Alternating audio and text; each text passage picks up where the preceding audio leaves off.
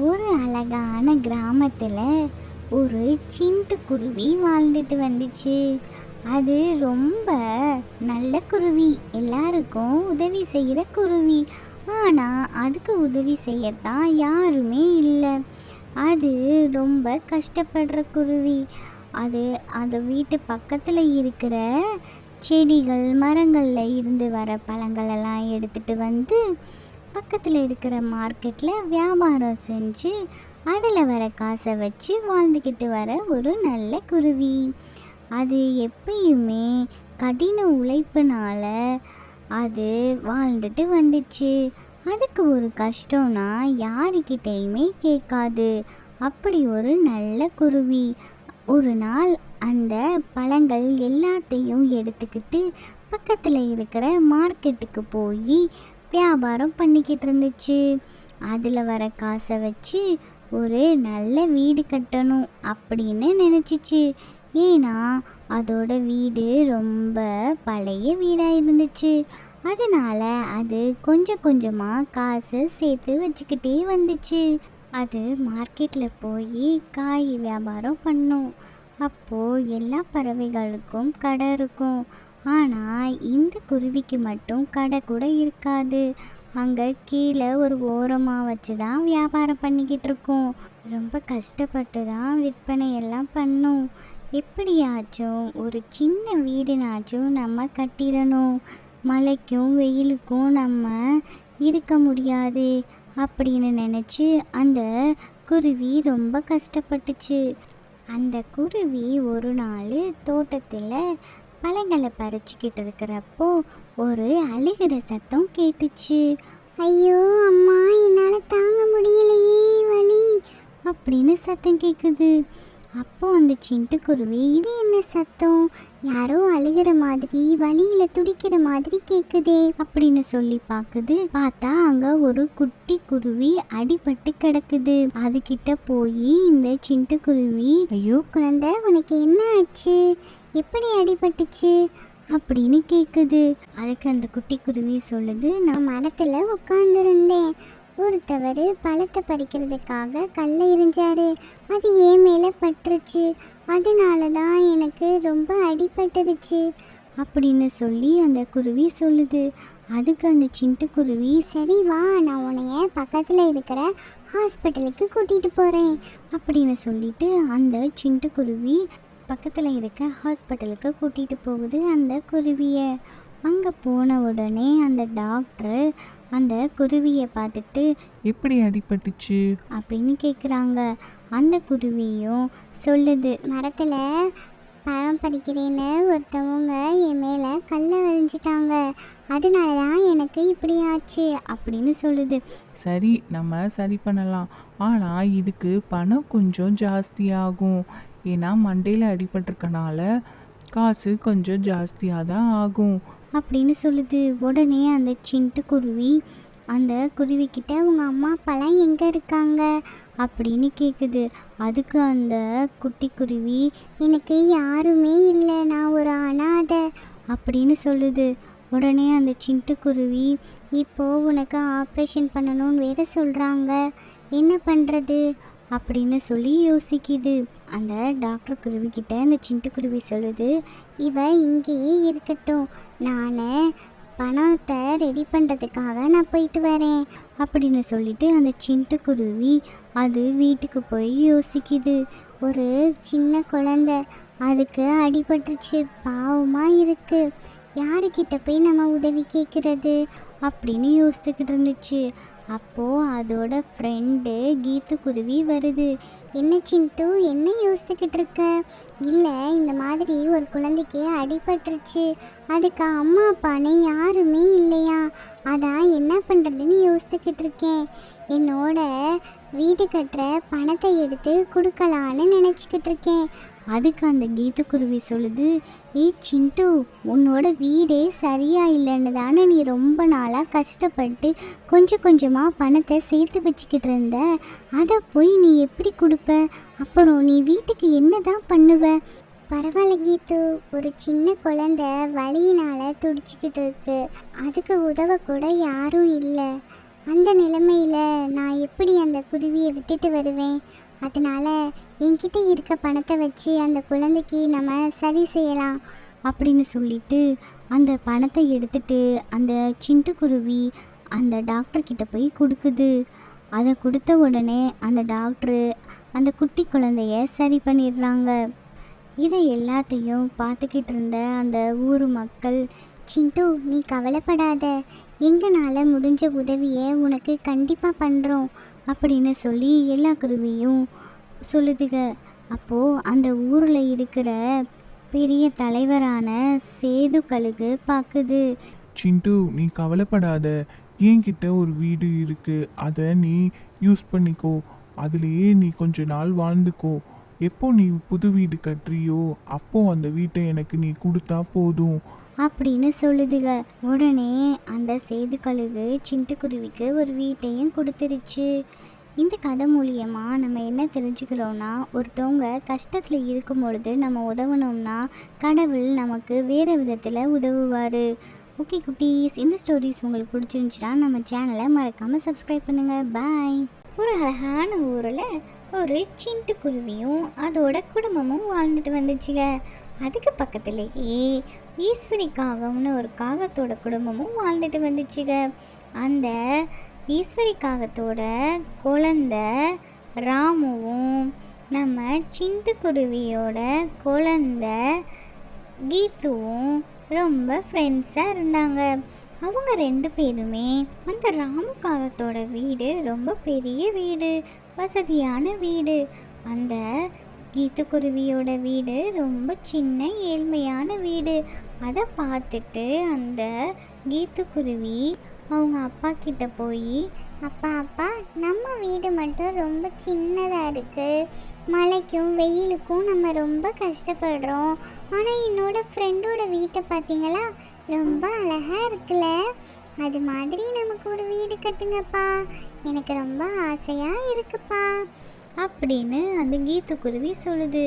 அதுக்கு அந்த சிட்டுக்குருவி, ஒரு நாள் நம்மளும் கட்டுவோம், நம்மனாலையும் இவ்வளோ ஒரு அழகான வீட்டு கட்ட முடியும். இன்னைக்கு அப்பா போய் வியாபாரத்தில் வர்ற பணத்தை வச்சு நம்ம ஒரு அழகான வீட்டை கட்டலாம் அப்படின்னு சொல்லிட்டு அந்த சிட்டுக்குருவி அது பழக்கடை வியாபாரம் வச்சுருந்துச்சு. அந்த பழக்கடையில் வியாபாரம் எப்பயுமே நல்லா தான் போய்கிட்டு இருந்துச்சு. ஆனால் கொஞ்ச நாளாக அங்கே யாருமே வந்து பழங்களை வாங்கவே இல்லை. என்னன்னே தெரியலையே, ரொம்ப நாளாக பழங்கள் வாங்க யாருமே வர மாட்டேங்கிறாங்க அப்படின்னு யோசிச்சுக்கிட்டு இருந்துச்சு.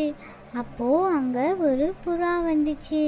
என்ன சிண்டு, என்ன யோசிச்சுக்கிட்டு இருக்க? இல்லை, என் குழந்தை ஒரு வீடு கட்டணும்ப்பா அப்படின்னு ஆசைப்பட்டுச்சு. சரி, இந்த பழங்களை வியாபாரம் பண்ணினாச்சும் வர காசில் ஒரு வீட்டை கட்டலான்னு நினச்சேன். ஆனால் முன்ன மாதிரி யாரும் வந்து பழங்களே வாங்குறதில்ல, என்னாச்சுன்னே தெரியலையே அப்படின்னு அந்த புறா கிட்ட சொல்லுது.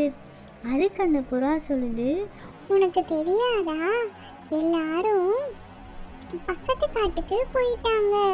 இங்கே பெருசாக வசதி எதுவும் இல்லைன்றதுக்காக அங்கே போய் வீடு கட்டி அவங்க குழந்தைகளை எல்லாம் நல்ல ஸ்கூலில் படிக்க வைக்க ஆரம்பிச்சிட்டாங்க.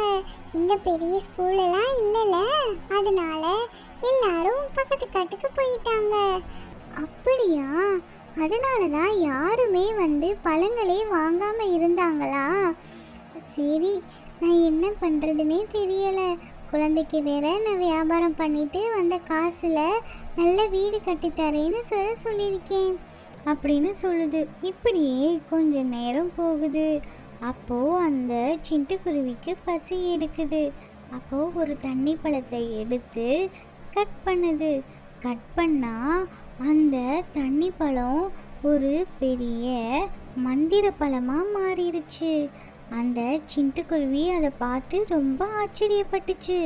என்ன, திடீர்னு தண்ணி பழம் பேசுது அப்படின்னு பார்க்குது. சிட்டுக்குருவி, உனக்கு என்ன வேணும்? நான் ரொம்ப நாளாக இந்த பழத்துக்குள்ளேயே அடப்பட்டிருந்தேன். நீ தான் என்ன அந்த பழத்தை கட் பண்ணி வெளியே வர வச்ச. எனக்கு இப்போ நல்ல சுதந்திரம் கிடைச்சிருக்கு.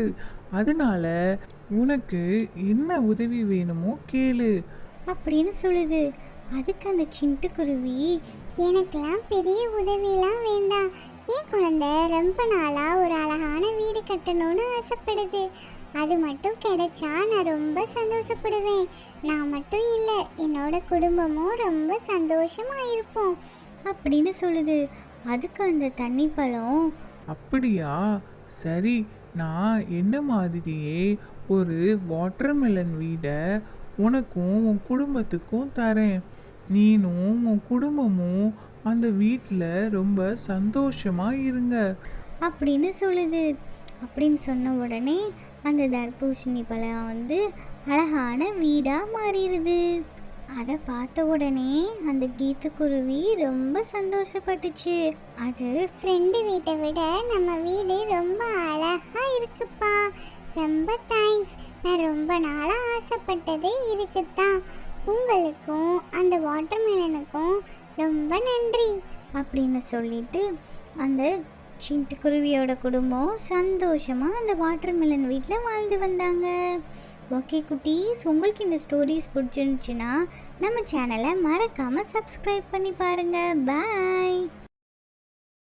ஒரு அழகான காட்டில் ஒரு சேது கழுகு வாழ்ந்துட்டு வந்துச்சு.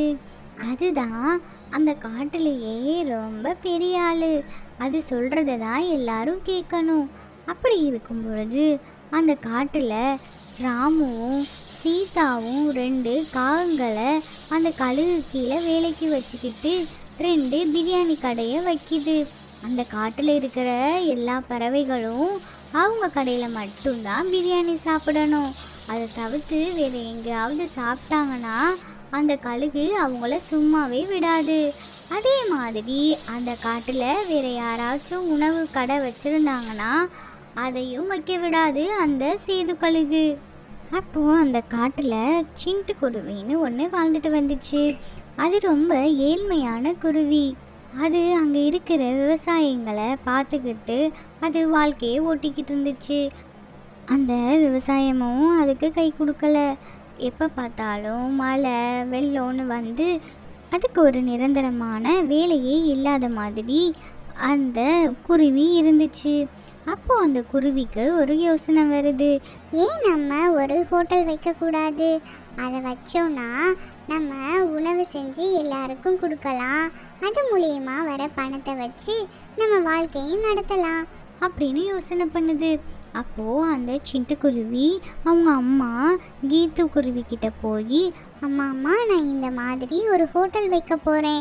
நம்ம எவ்வளோ நாள் தான் இங்கேயே கஷ்டப்பட்டுக்கிட்டு இருக்கிறது? நமக்கும் நல்ல சாப்பாடு நல்ல வீடுன்னு இருக்கணும்ல. அதனால நான் ஒரு ஐடியா வச்சுருக்கேன். நம்மளும் நல்ல சுவையான பிரியாணிகள்லாம் செஞ்சு இங்கே இருக்கிற காட்டில் இருக்கிற மக்களுக்கு கொடுத்தோம்னா கண்டிப்பாக நம்ம வாழ்க்கை நல்லா முன்னேறுமா அப்படின்னு அந்த சிட்டுக்குருவி அவங்க அம்மா கீத்துக்குருவி கிட்ட சொல்லுது. அதுக்கு அந்த கீத்துக்குருவி, ஏய் சிண்டு, நீ என்ன தெரியாம பேசுறியா? இந்த காட்டிலேயே அந்த சேது கழுகு மட்டும்தான் கடை வச்சிருக்கணும். அதை மீறி யாராச்சும் கடை வச்சிருந்தா அந்த சேது கழுகு நம்மளை இந்த காட்டை விட்டு அனுப்பிச்சிடும். இதெல்லாம் நீ மறந்துட்டியா அப்படின்னு கீத்துக்குருவி அந்த சிட்டுக்குருவி கிட்ட சொல்லுது. அதுக்கு அந்த சிட்டுக்குருவி, இப்படியே நம்ம பயந்துக்கிட்டே இருந்தால் நம்ம வாழ்க்கை இப்படியே போயிடும் அப்படின்னு சொல்லிட்டு தைரியமாக ஒரு முடிவெடுத்து ஒரு கடையை வைக்கிது. அங்கே இருக்கிற பறவைகள் எல்லாம் வந்து, இது புது கடையாக இருக்கே, இங்கே போய் சாப்பிட்டு பார்ப்போன்னு சொல்லிட்டு அந்த பிரியாணியெல்லாம் வாங்கி சாப்பிடுதுங்க. பார்த்தா ரொம்ப டேஸ்ட்டாக இருக்குது அப்படின்னு சொல்லிட்டு எல்லாரும் வந்து சாப்பிடுதுங்க. அதை பார்த்துக்கிட்டு இருந்த அந்த சேது கழுகு, என்ன அங்கே ரொம்ப கூட்டமாக இருக்கு, அந்த கடையில் என்ன நடக்குது அப்படின்னு சொல்லி பார்க்குது. அப்போது அந்த ராமு காகத்தை கூப்பிட்டு, ஏ ராமு, அந்த கடையில் என்ன ரொம்ப கூட்டமாக இருக்கு அப்படின்னு கேட்குது. அதுக்கு அந்த ராமு காகம் சொல்லுது, ஐயா, அந்த சிட்டுக்குருவி தான் கடையை ஓப்பன் பண்ணியிருக்கு, பிரியாணி கடை. இந்த காட்டில் நம்ம யாரையும் கடை வைக்கக்கூடாதுன்னு தானே சொல்லியிருக்கோம். அதெல்லாம் மீறி அந்த சிட்டுக்குருவி ஒரு கடையை திறந்துருக்கு. அப்படின்னு அந்த ராமுக்காக சொல்லுது. அதுக்கு அந்த சேதுக்கழுகு, என்ன தைரியம் இருந்தா அந்த சிண்டுக்குருவி எனக்கு எதிராகவே கடைய போடும். சரி ராமு, அந்த சிண்டுவை கூட்டிட்டு வா. அப்படின்னு சொல்லுது. உடனே அந்த ராமுக்காகவும் சிண்டுக்குருவி கிட்ட போய், சிண்டுக்குருவி, நீனு ரொம்ப தைரியசாலி தான். நம்ம சேது ஐயா கடை வச்சிருந்தோம், நீயும் கடை வச்சிருக்க பாத்தியா? அதனால தான் உன்னைய அந்த சேது ஐயா வர சொன்னாரு. வா. அப்படின்னு சொல்லிட்டு அந்த ராமுக்காகவும் அந்த சிண்டுக்குருவியை கூட்டிட்டு சேதுக்கழுகு கிட்ட போகிறாங்க. அப்போது அந்த சேதுக்கழுகு சிண்டுக்குருவியை பார்த்துட்டு, ஏய் சிண்டுக்குருவி, உனக்கு இந்த காட்டில் எப்படி இருக்கணும்னு உனக்கு தெரியாதா? என்னைய மீறி நீ எப்படி கடை வச்சிருக்க? அதுவும் ரொம்ப கூட்டம் வேற வருதே உன் கடைக்கு. உனக்கு எவ்வளவு தைரியம்? என்னைய மீறியே நீ கடை வச்சிருக்கியா? அப்படின்னு கழுகு சிண்டுக்குருவிகிட்ட கேட்குது.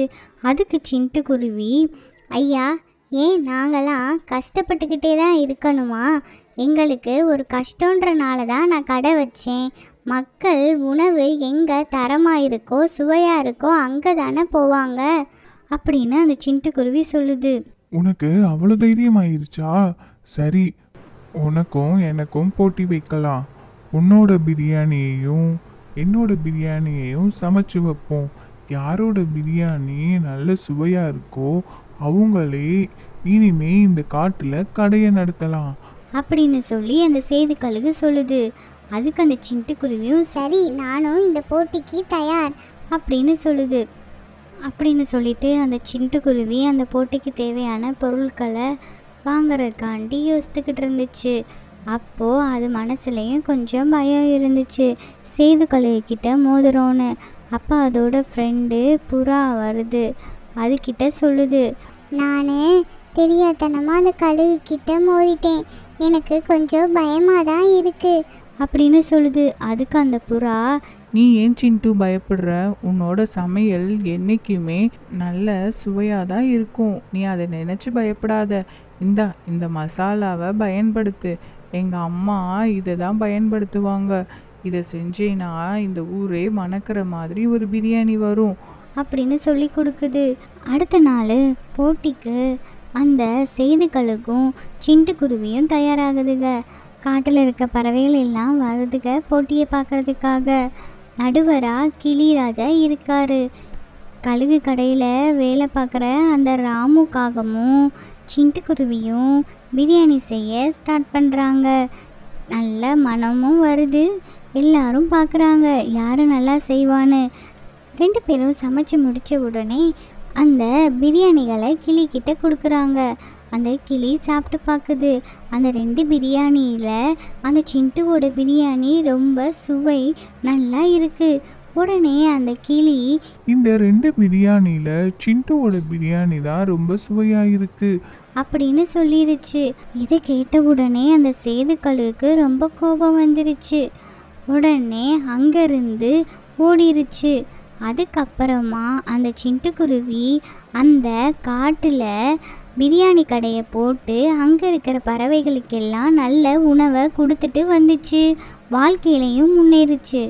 இந்த கதை மூலியமாக நம்ம என்ன தெரிஞ்சுக்கிறோன்னா, நம்மக்கிட்ட திறமையும் தைரியமும் இருந்துச்சுன்னா யாராக இருந்தாலும் நம்மளை கீழே வீழ்த்தவே முடியாது. உங்களுக்கு இந்த ஸ்டோரிஸ் பிடிச்சிருந்துச்சுன்னா நம்ம சேனலை மறக்காமல் சப்ஸ்கிரைப் பண்ணிட்டு பாருங்கள். பாய். குருவிகளை மிரட்டும் பேய். ஒரு காட்டில் சிண்டுக்குருவியும் மீனுக்குருவியும் வாழ்ந்துட்டு வந்துச்சுங்க. அங்கே உணவுக்கே ரொம்ப கஷ்டப்பட்டுச்சுங்க. எங்கேயுமே உணவே இல்லை. அந்த காடு ரொம்ப வறட்சி ஆயிடுச்சு. மீனும் நம்ம இங்கேயே இருந்தோன்னா உணவே கிடைக்காம நம்ம ரொம்ப கஷ்டப்படுவோம். அதனால நம்ம பக்கத்து காட்டுக்கு போய் நல்ல மரமாக பார்த்து நம்ம வீடு கட்டி அங்கேயே இருந்துக்கலாம். அப்போதான் நம்ம உணவுக்கே கஷ்டப்படாமல் இருப்போம் அப்படின்னு அந்த சிண்டுக்குருவி சொல்லுது.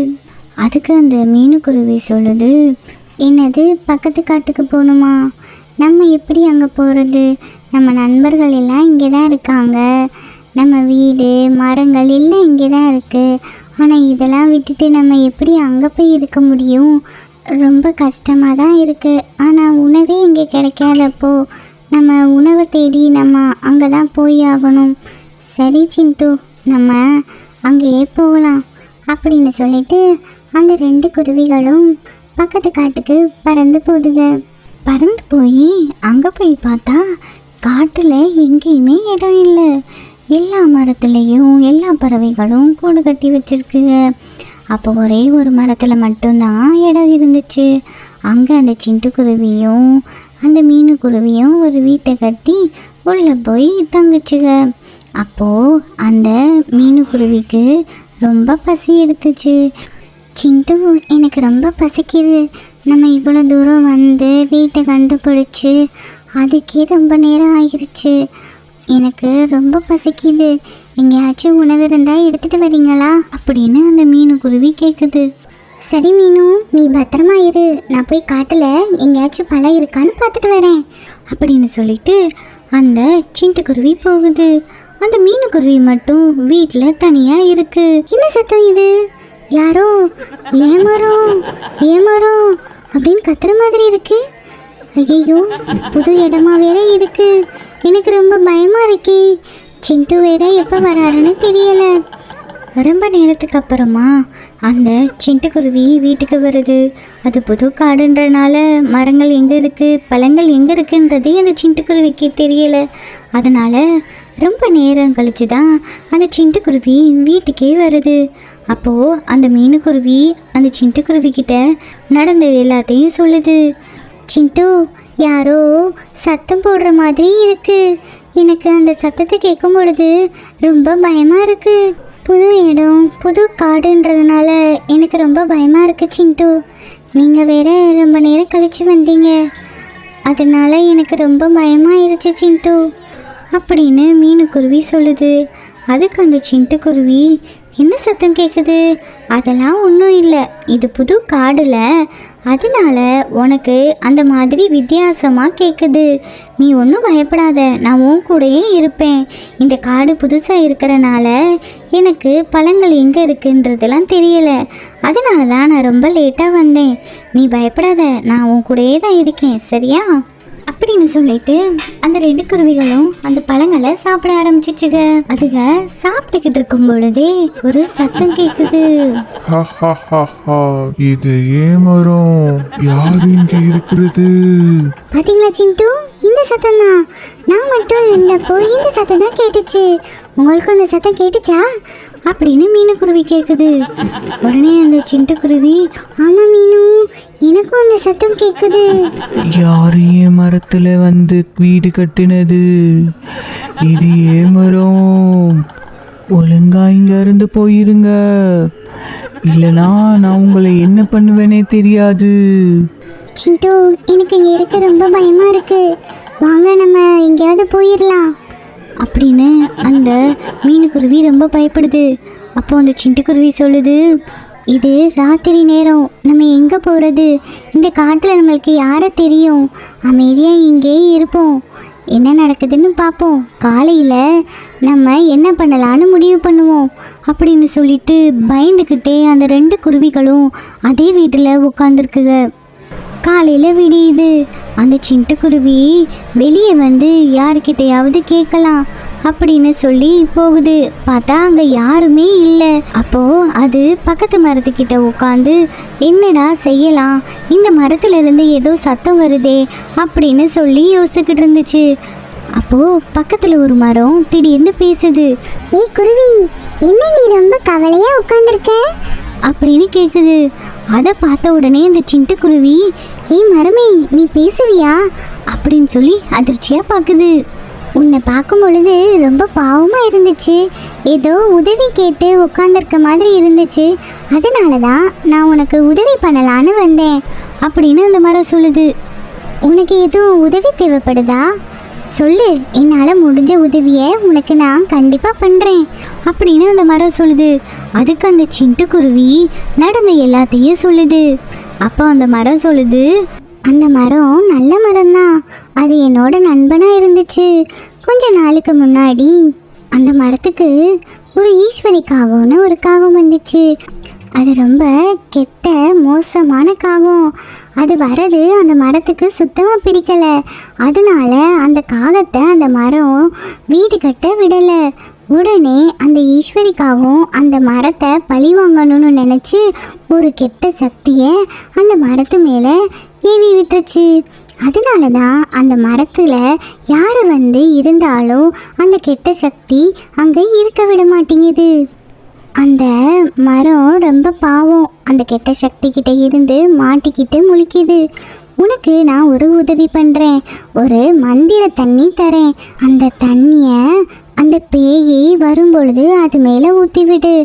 அதுக்கப்புறம் அந்த பேய் அங்கே வராது அப்படின்னு சொன்ன உடனே அந்த தண்ணியை வாங்கிட்டு அந்த சிட்டுக்குருவி, ரொம்ப நன்றி மரமே, நான் இன்னைக்கு அந்த பேய் வரும்பொழுது அது வர பக்கமாக பார்த்து இந்த தண்ணியை ஊற்றி விட்டுறேன் அப்படின்னு சொல்லிட்டு அந்த தண்ணியை வாங்கிட்டு அது வீட்டுக்கு போகுது.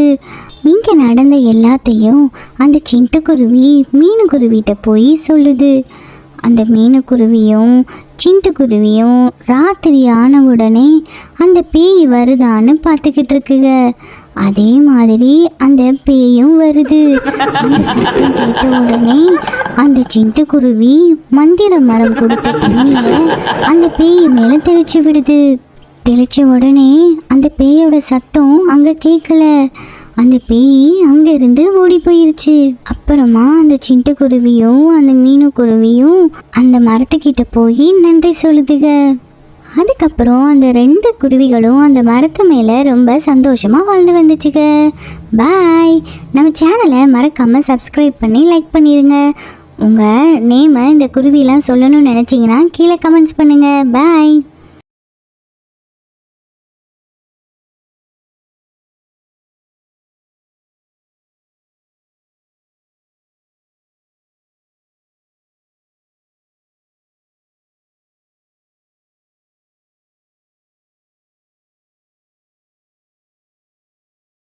ஆனால் பசுமை நிறைந்த காட்டில் ஒரு பெரிய மரத்தில் சிட்டுக்குருவியும் அதோட குழந்தை கீத்துக்குருவியும் வாழ்ந்துட்டு வந்துச்சுங்க. அதுகளுக்கு ரொம்ப பசி எடுத்துருச்சு. அந்த காட்டில் எங்கேயுமே உணவே இல்லை. ஏன்னா அங்கே சரியான மழை பெஞ்சிக்கிட்டு இருந்துச்சு.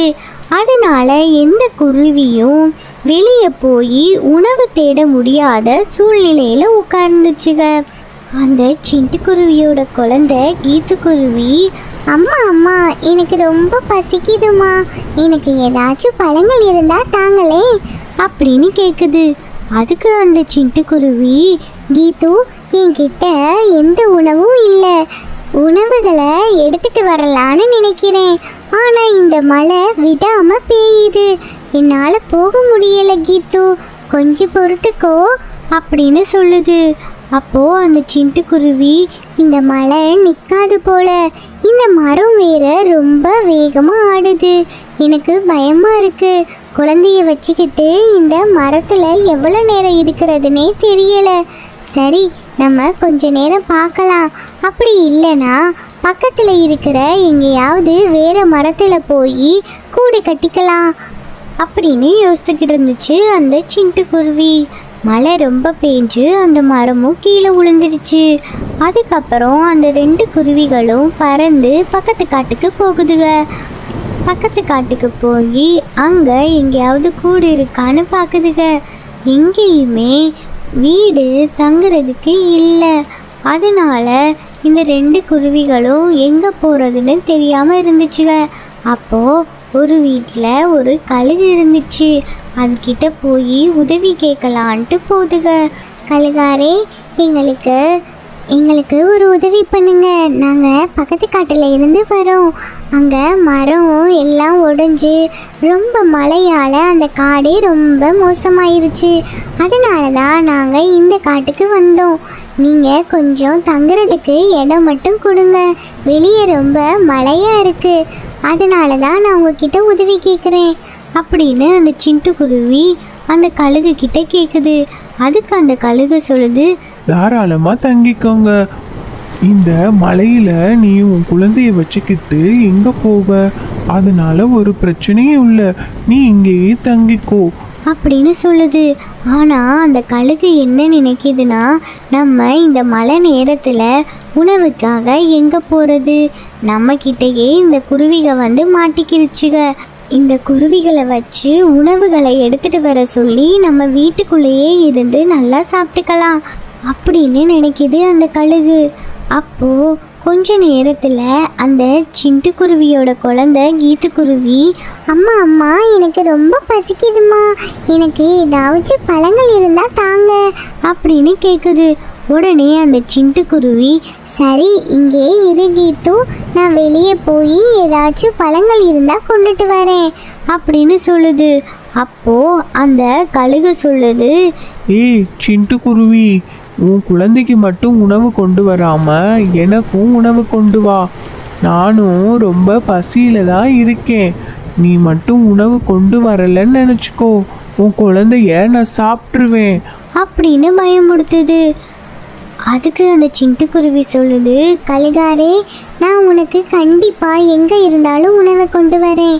தயவு செய்து என் குழந்தைய மட்டும் எதுவும் பண்ணிடாத அப்படின்னு சொல்லிட்டு அந்த சிட்டுக்குருவி வெளியே போய் உணவு தேட போகுது. அது மனசெல்லாம் இந்த கழுகு நம்ம குழந்தைய எதுவும் பண்ணிடுமோன்னு நினச்சி பயத்திலேயே இருந்துச்சு. அப்போது அங்கே இருந்த பறவைகள் எல்லாம், இது என்ன புது குருவியாக இருக்கே, எங்கேருந்து வந்துச்சு அப்படின்னு சொல்லிட்டு அந்த சிட்டுக்குருவி கிட்ட போய், ஏ குருவி, உன்னை நாங்கள் இதுக்கு முன்னாடி இங்கே பார்த்தது இல்லையே, நீ என்ன இங்கே புதுசாக வந்திருக்க அப்படின்னு கேட்குதுங்க. அப்போது அந்த சிட்டுக்குருவி நடந்த எல்லாத்தையும் சொல்லுது. அதுக்கு அந்த பறவைகள்லாம் சொல்லுது, ஐயோ, அந்த கழுகு ரொம்ப மோசமான கழுகே. இந்த காட்டில் யாராச்சும் உதவின்னு கேட்டால் அது உதவி செய்கிற மாதிரி செஞ்சு அவங்கக்கிட்டேயே நிறைய வேலைகளெல்லாம் வாங்கும். அந்த கழுகுக்கிட்டேயா நீ போய் மாட்டிக்கிட்ட? சரி விடு, நம்ம என்ன பண்ணலான்னு யோசிக்கலாம் அப்படின்னு சொல்லிட்டு அந்த பறவைகளும் சிட்டுக்குருவியும் ஒரு பிளான் பண்ணுதுங்க. நீ இந்த பழத்தை போய் அந்த கழுகுக்கிட்ட கொடு, இன்னொரு பழத்தை உன்னோட குழந்தைக்கிட்ட போய் கொடு. அந்த கழுகுக்கு கொடுக்குற அந்த பழத்தில் நம்ம கொஞ்சம் மயக்க மருந்து கலந்துருவோம். அதுக்கப்புறம் அந்த கழுகு மயங்கிரும். அதுக்கப்புறம் நீ உன்னோட கீத்துக்குருவியை கூட்டிகிட்டு வெளியே வந்துரு அப்படின்னு பிளான் பண்ணுதுங்க. அதே மாதிரி அந்த கீத்துக்குருவி 2 பழங்களை எடுத்துகிட்டு போய் அதில் ஒரு பழத்தை அந்த கழுகுக்கு கொடுக்குது, இன்னொரு பழத்தை அது குருவிக்கு கொடுக்குது.